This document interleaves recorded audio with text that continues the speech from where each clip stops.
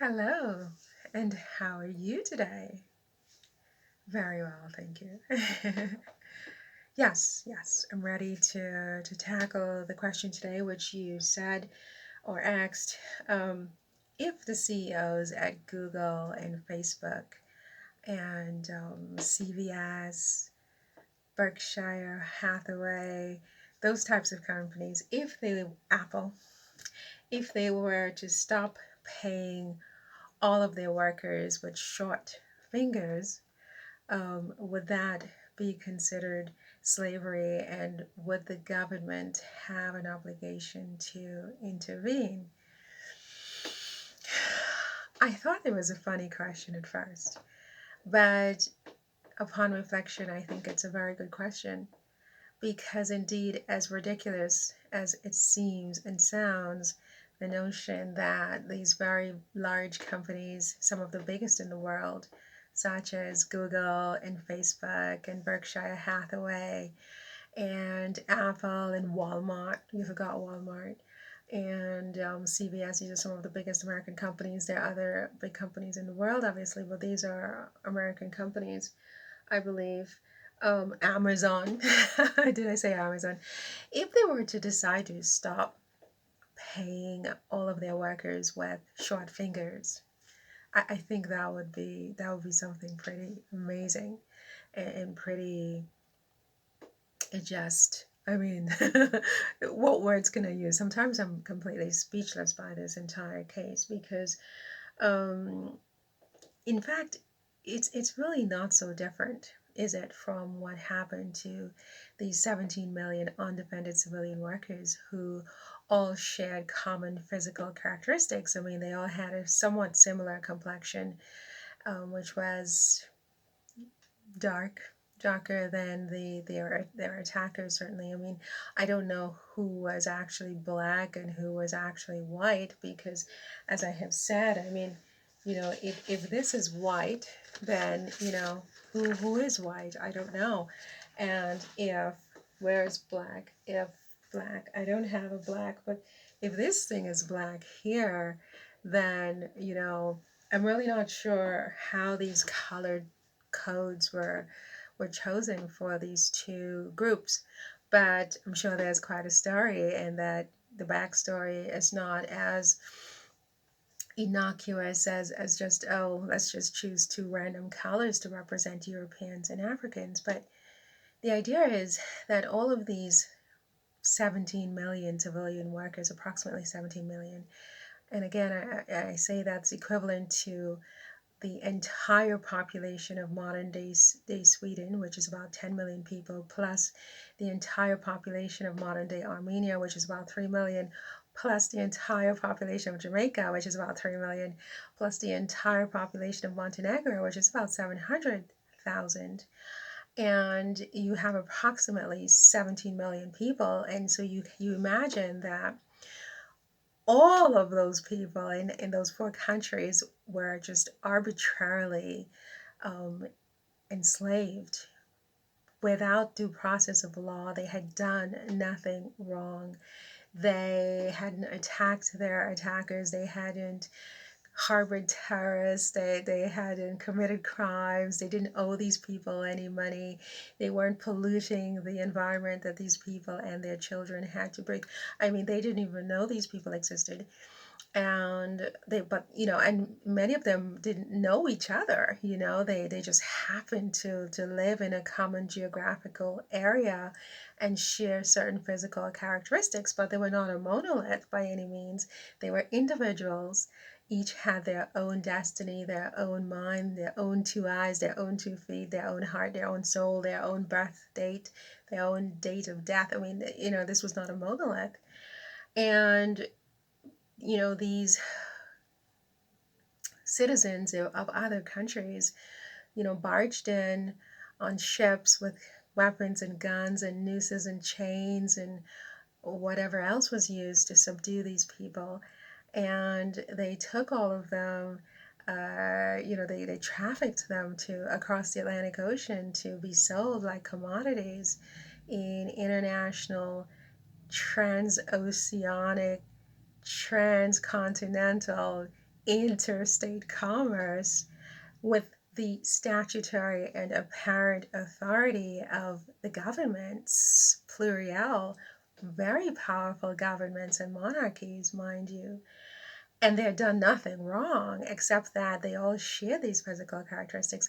I think it's not really so different and not so arbitrary and not so crazy and ridiculous as if all of these top CEOs of these very powerful corporations had decided arbitrarily that they weren't going to pay certain workers who shared certain physical characteristics, such as the size of their hands. I mean, it is as arbitrary and as ridiculous as that.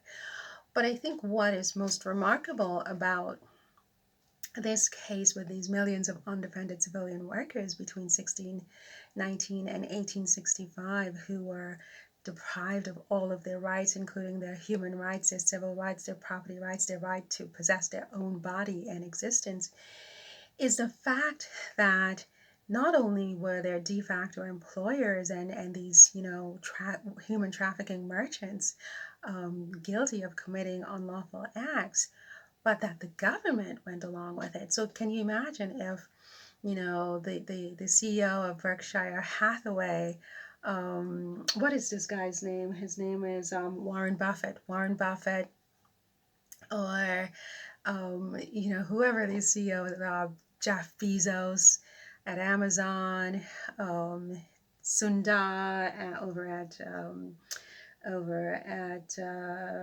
where is Sundar? He's at Google. I'm not even sure. I mean, all of these top-notch, Tim Cook, um, who runs Apple, I believe. I don't even know. I don't know the my CEO, so don't quote me on this. But imagine if all of these guys and girls had decided to arbitrarily decide, not to pay some of their workers ever again, based on something ridiculous like the size of their hands or their height or their eye color. I mean, eye color and hair color are a little bit different because you can easily change those things, but you can't change your height as easily as you change your eye color and your hair color, and you can't change your skin color as easily as you change certain other things, whether with surgery or other means. And so if you imagine that they had done that, and then the governments were then to allow this to go on for a few years so that it becomes a customary practice, customary international law, just so to speak.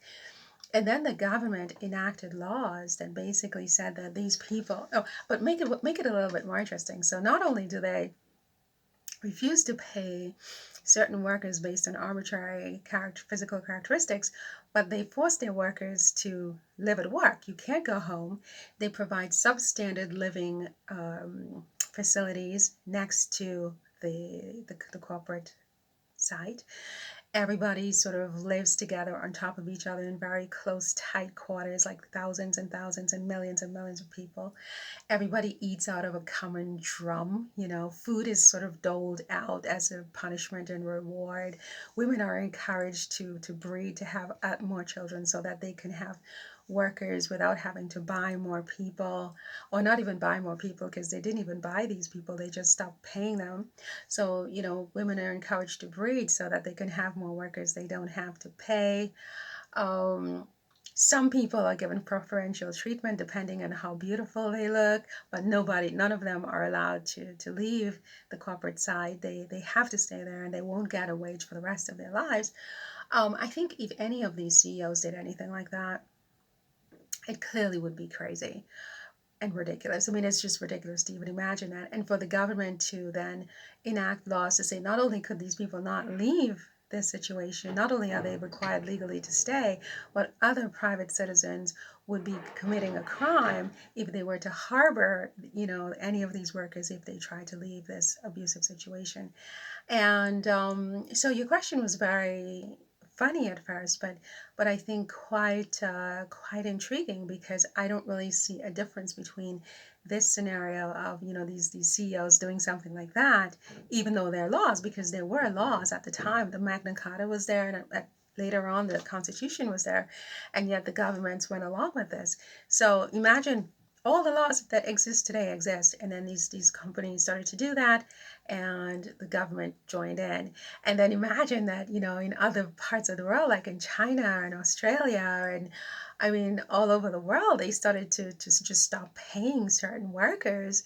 And then later on they created a treaty that said, oh, you know what, let's stop. We've had enough. It's been 200 years.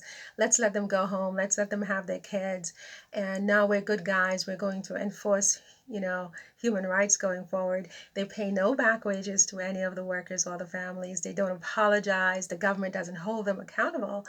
And the government itself goes around, attacking, for example, let's say Brazil, because they discover that Brazil is violating the rights of certain members of the populations of Brazil, even though the government and the corporate entities have, accepted no responsibility or shown no any accountability for what they have done to these workers who had small hands. I think it's the same thing. I think it's very much the same thing, and I think that it's an interesting question. What responsibilities would the government have in this kind of scenario? So yeah, yeah, definitely. I would love to. I'd love to talk to Mars. Sure, sure. Okay, okay.